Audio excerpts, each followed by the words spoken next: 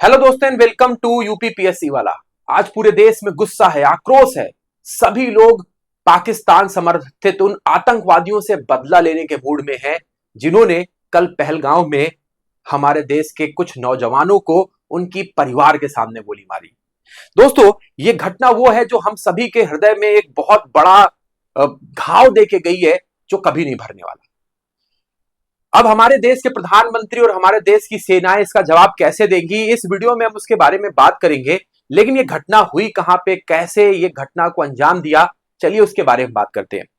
दोस्तों, सबसे पहले अगर आप यहां पे देखेंगे कि जम्मू कश्मीर का पहलगांव, जहां पे कल सुबह कुछ टेररिस्ट लोगों ने आकर के हमारे देश के जो देशवासी थे, जो वहां पे घूमने के लिए गए थे, उनको अलग किया और उसके बाद से गोली मारी। दोस्तों, ये अटैक 2019 के पुलवामा अटैक की याद दिलाता है, जिसमें एक बार फिर से आतंकवादियों ने सीआरपीएफ के 40 जवानों से जा रही एक गाड़ी के ऊपर टक्कर मारी थी, जिससे 40 जवान शहीद हो गए थे। दोस्तों, ये जो पहलगांव है ये बेसिकली पड़ता कहां पे, आपको हम बताना चाहेंगे। तो ये जम्मू कश्मीर का नक्शा है। यहां पे श्रीनगर है, इससे जस्ट नीचे यहां पे आपको अनंतनगर डिस्ट्रिक्ट दिखाई देगा। यहां पे पहलगांव है और यहां पे एक जगह पड़ती है बैसरन। बैसरन अपनी खूबसूरती के लिए फेमस है। यहां पे लोग जाते हैं तो यहां की शांति, यहां की वादियों को देख करके आनंदित होते हैं। और यहां पे जिस तरीके से जम्मू कश्मीर में शांति थी, किसी प्रकार का 2019 से कोई भी हमें हादसे नहीं सुनाई दे रहे थे, कोई भी आतंकवादियों की बड़ी घटना नहीं सुनाई दे रही थी, लोग यहां पे बेहिचक जा रहे थे। दोस्तों, यहां पर देखेंगे जाने के लिए बहुत दुर्गम रास्ता है। लोग या तो घोड़ों से, या तो खच्चर से, या पैदल ही जा सकते हैं। यहां पे बहुत मुश्किल है कि कोई वाहन पहुंचे। इसीलिए आतंकवादियों ने इस जगह को चुना, क्योंकि यहां से रेस्क्यू करना काफी मुश्किल है। यहां पे फोर्सेस का आना बहुत मुश्किल है। और यही हुआ था उस समय। कोई आर्मी, कोई भी पुलिस नहीं थी, क्योंकि वो इस बात से बेखबर थे कि यहां पर कुछ ऐसा हो सकता है। लोग अपने भेलपूरी खा रहा था, कोई वहां पे सुबह का मजे ले रहा था। अचानक कुछ आतंकवादियों का ग्रुप आया। कुछ लोगों ने लड़ाकू कपड़े पहन रखे थे, कुछ लोगों ने पैजामा कुर्ता पहन रखा था। और इससे इस बात का भी सबूत मिलता है कि कुछ कश्मीरी थे जो पाकिस्तान में ट्रेनिंग लेकर के आए थे। लेकिन अभी ये बात पुख्ता नहीं है। उन्होंने आकर के उनका नाम पूछा, धर्म पूछा, और उसके बाद से सीधे गोली मारी उनके सर पे, जिससे कि वहीं पर उनकी मृत्यु हो गई। आपने कई सारी फोटोज देखी होंगी। दोस्तों, ये जो घटना है, हमारे पूरे देश में इस वक्त गुस्सा, आक्रोश को भरा हुआ है और सभी लोग डिमांड कर रहे हैं कि अब लेना चाहिए बदला। अब देखिए, इस फोटो में भी यहां पे जो खुला चैलेंज है वो दिखाई दे रहा है कि यहां पर किस तरीके से पति को मार दिया गया, पत्नी को छोड़ दिया गया, ये बोल के कि go and tell to Modi, Modi को बताइए। मतलब कहीं ना कहीं ये खुला चैलेंज है आतंकवादियों का कि आपको जो करना है करिए। या हो सकता है कि एक तरीके का ट्रैप हो कि वो हमारे लोगों को फंसाना चाहते हो अपने जाल में। तो बहुत सोच समझ के आगे के कदम भी उठाए जाएंगे। दोस्तों, अब बदला लेना है तो किससे लेना है? तो यहां पे उस आतंकवादी संगठन का नाम भी आ गया है, जिसका नाम है रेजिस्टेंट फ्रंट, जो कि पाकिस्तान बेस्ड लश्कर तैयबा, जिसका नाम आपने कई बार सुना होगा पिछले कई सालों में, उसका एक शैडो फॉर्म है जो ऑपरेट हो रहा है। युवाओं का ब्रेन वॉश करके, उनको आतंकवादी ट्रेनिंग दे करके, महंगे हथियार दे करके उनको लोगों का कत्लेआम करने के लिए भेजा जा रहा है। और ये चैलेंज कर रहे हैं हमारे देश के प्रधानमंत्री को।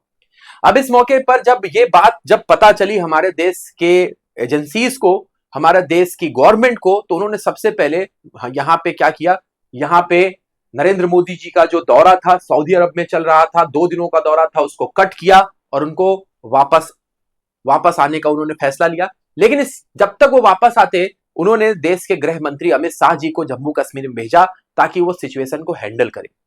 अब उसके बाद से मोदी जी का ये वापस आना, साफ तौर पे आप देख पा रहे होंगे कि जब वो गए थे तो उन्होंने पाकिस्तान के एयरबेस का इस्तेमाल किया था। ये पहुंचे सऊदी अरब, बिल्कुल सब कुछ सही था। लेकिन जब वापस आ रहे हैं तो यहां पर उनको सुरक्षा एजेंसियों ने पाकिस्तान का एयरबेस नहीं यूज करते हुए, देखिए गुजरात के रास्ते से वो दिल्ली जा रहे हैं। तो कहीं ना कहीं यहां पर हर उस पहलू को तलाश किया जा रहा है जिसके पीछे ये अटैक किया गया हो सकता है कि इस अटैक के पीछे कोई ट्रैप ना हो, जैसे कि ये यहां पे अब पीएम की सुरक्षा को भी यहां पे पूरी तरीके से देखा गया। तो बहुत सारी जो हमारी बोल सकते हैं कि बातें हैं, उनको पूरी तरीके से इवेल्युएट किया जाएगा, फिर डिसीजन लिया जाएगा। और यहां पे हम 26/11 के अटैक से पूरी तरह से सबक भी ले चुके हैं, और हमारे मीडिया को भी समझना चाहिए कि टीआरपी और व्यूज के लिए हम अपनी सारी टैक्टिक्स वीडियो के जरिए या हम न्यूज के जरिए उन लोगों तक ना पहुंचाएं जो इसकी आस लगा के बैठे हुए हैं कि हमको कुछ इनपुट मिले। तो बहुत सारी चीजें ऐसी होनी चाहिए जो कॉन्फिडेंशियल है। हालांकि मोदी जी इस वक्त पूरी अपनी सिक्योरिटी जो भी सिक्योरिटी मीटिंग्स हैं उसमें बिजी हैं, इसीलिए उनके सारी की सारी मीटिंग्स और सारे के सारे जो भी आगे के प्रोग्राम थे सारे कैंसिल किए जा रहे हैं। जैसे कि वो हमारे कानपुर में आने वाले थे कल इनॉग्रेशन के लिए, वो कैंसिल कर दिया गया और वो लगातार मीटिंग्स में बैठे हुए हैं। यहां पर देखिए अजीत डोभाल है, एस जयशंकर है, विक्रम मिश्री है और मोदी जी बैठे हुए। प्लानिंग चल रही है, लेकिन जवाब देने में भी हमें बहुत एहतियात बरतनी है, क्योंकि ये जो हमारे आतंकवादी संगठन और खास तौर पे पाकिस्तान है, इसकी धूर्तता के चर्चे तो काफी ज्यादा चर्चित है, आप सभी लोग जानते होंगे। लेकिन हमारी जो आर्मी, आप जानते हो कि हमने पाकिस्तान के उन हथियारों का उन जो 4th जनरेशन 5th जनरेशन के हथियार थे उनको अपने 1st जनरेशन के हथियार से बीट किया है। अब तो हम हाईली इक्विप्ड हो चुके हैं, हम बहुत सोच समझ के अपने कदम उठाएंगे। लेकिन क्या सिर्फ बदला लेना ही इन सारी सिचुएशंस का हल है? हालांकि हमारी आर्म फोर्सेस पूरी तरह से एक्टिव हो चुकी हैं। अभी देखिए कुछ ही देर पहले न्यूज आ रही है कि हमने 2 मिलिटेंट्स को मार गिराया है।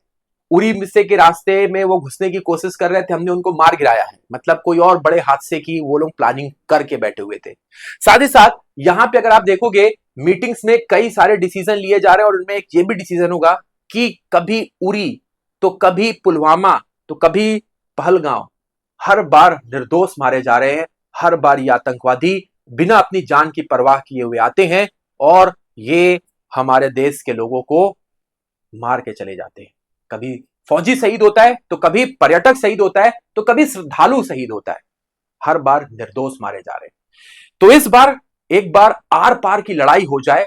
इस बार उन सभी जो भी हमारे इंसानियत के दुश्मन हैं उनको मजा चखाया जाए, चाहे वो पीओके में स्थित हमारे मिलिटेंट्स कैंप चल रहे हो या पाकिस्तान के कराची में बैठे हुए इनके मास्टरमाइंड हो। हमें इन सभी को सबक सिखाने के लिए एक प्रॉपर फुल प्रूफ प्लान बनाना पड़ेगा। दोस्तों ये मीटिंग्स से पहले मैं आपको बताता हूं, उरी में 2016 का अटैक हम सभी को याद होगा कि किस तरीके से हमारे आर्मी बेस में घुस करके उनके पास कई सारे हथियार थे, हमारे कई सारे जवान 18 जवानों को सुबह 5:30 बजे सोते हुए जवानों को मार दिया। बताइए ये राक्षसी प्रवृत्ति है ना? सोते हुए जवानों को 18 जवानों को मार दिया, इसमें 20 जवान घायल भी हो गए। हमने क्या किया? घुस के मारा, बता के घुस के मारा इस हमले के बाद, और अपने उन पूरे जवानों का बदला लिया। लेकिन क्या फिर से हम एक हमले की तैयारी कर रहे हैं? और ऐसा ही हुआ 2016 के बाद 14 फरवरी 2019 पुलवामा का अटैक हम सभी ने देखा। अभी मैंने आपको बताया कि 40 सीआरपीएफ के जवान मारे गए थे। ये जो आप गाड़ी का मलबा देख रहे हैं ना, इसमें जवान थे और वो सारे मारे गए थे। लेकिन भारत ने फिर से स्ट्राइक बैक किया। ये वो भारत है जो जवाब दे रहा है। यहां पे हमने अपने मिराज 2000 को भेजा 1000 किलोग्राम के पेलोड्स के साथ, और बालाकोट जहां पे आर्मी और जो एयरफोर्स है, खासतौर पे एयरफोर्स ने जो मिलिटेंट्स के कैंप थे उनको नस्तो नाबूद कर दिया। हालांकि कई सारे लोगों ने, भारत के ही कई सारे लोगों ने इसके ऊपर क्वेश्चन मार्क उठाए थे, लेकिन आर्मी का जिस तरीके का काम होता है हम सभी को पता है कि हम जब बहुत ही कम रिसोर्सेस के साथ पाकिस्तान को, चाहे वो 65 की लड़ाई हो चाहे 71 की लड़ाई हो, हम उनको धूल चटा चुके हैं। तो अब ये देश पूरी तरीके से तैयार है और मुझे लगता है कि ऐसा जवाब दिया जाएगा कि पाकिस्तान याद रखेगा। हालांकि पाकिस्तान का जो रवैया है, उसके अभी डिफेंस मिनिस्टर का ट्वीट हम पढ़ रहे थे, उसमें बताया कि भाई देखिए हमारा इससे कोई लेना देना नहीं है, वो उनके घर का मामला है। जब उनके यहाँ का एक जो संगठन है वो इस चीज की जिम्मेदारी ले रहा है, फिर भी पाकिस्तान इससे बच रहा है। हम पाकिस्तान से यही एक्सपेक्ट ही करते हैं कि पाकिस्तान हमेशा कायरानापूर्ण हरकत करेगा, उसको डिनाई करेगा और हम उसके खिलाफ जाकर के उससे बार बार उसको एग्री करेंगे। लेकिन अब वक्त हो चुका है मुंह तोड़ जवाब देने का, करो या मरो की स्थिति अब आ चुकी है, क्योंकि बार बार हम इन सारे हमलों को होते हुए अपने देश में नहीं देख सकते हैं, जबकि हमारे पास इस वक्त सब कुछ है। तो उम्मीद करते हैं इस वीडियो में आपने बहुत कुछ समझा होगा। आप भी अपनी व्यक्तिगत राय कमेंट बॉक्स में लिख सकते हैं। तो मिलते हैं अपने नेक्स्ट वीडियो में। आज के लिए बस इतना ही। एक बार फिर से जय हिंद सभी को। देश की एकता और अखंडता को बनाए रखिए आपस में दूसरे के भड़कावे में आकर के बिल्कुल भड़किए मत। ये उनकी एक चाल भी हो सकती है जो इस वक्त आप देख रहे होंगे व्हाट्सएप स्टेटस पे, चाहे वो सोशल मीडिया हैंडल्स पे, वो शायद आपको अपने जाल में फंसाना चाहते हैं। तो बच के रहिए, सतर्क रहिए, सुरक्षित रहिए। Bye bye guys, take care.